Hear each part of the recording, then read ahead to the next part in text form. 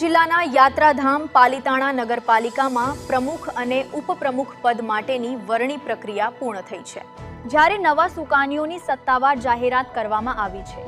લાંબા સમયથી ચાલી રહેલી અટકળો વચ્ચે આખરે પાલિતાણા નગરપાલિકાને નવા નેતૃત્વની જવાબદારી સોંપાઈ છે। મળતી માહિતી અનુસાર નગરપાલિકા પ્રમુખ પદે મકવાણા સુલોચનાબેનની વરણી કરવામાં આવી છે, જ્યારે ઉપપ્રમુખ તરીકે વિરેન્દ્રસિંહ સરવડિયાને જવાબદારી સોંપવામાં આવી છે। નવા હોદ્દેદારોના નામ જાહેર થતા ભાજપ કાર્યકરોમાં ખુશીનો માહોલ જોવા મળ્યો હતો। કાર્યકરો અને આગેવાનો દ્વારા ફૂલહાર પહેરાવી તેમજ મોં મીઠું કરાવી અભિનંદન પાઠવવામાં આવ્યા હતા। નવા પ્રમુખ અને ઉપપ્રમુખે પાલિતાણા શહેરની જનતા તેમજ ભાજપ સંગઠનનો આભાર વ્યક્ત કરતા જણાવ્યું હતું કે શહેરના અટવાયેલા વિકાસ કાર્યોને ઝડપી ગતિ આપવામાં આવશે અને નગરજનોને પાયાની સુવિધાઓ સંબંધિત પ્રશ્નોના હકારાત્મક ઉકેલ માટે પ્રાથમિકતા અપાશે। તેમણે વધુમાં જણાવ્યું હતું કે પાલિતાણાને વિકાસની નવી દિશા આપીને શહેરને વધુ સુવિધાસભર અને સુંદર બનાવવાના પ્રયાસો હાથ ધરાશે।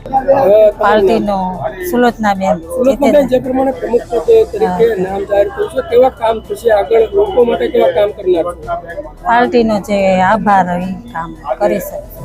આગળ એવું કયું કામ બાકી રહ્યું છે કે હવે આ પાલિતાણા માટે થશે? જે કામ બાકી હશે એ પ્રમુખનો રોડ રસ્તા ગટર સંભાળશું। નાના માણસનો આભાર।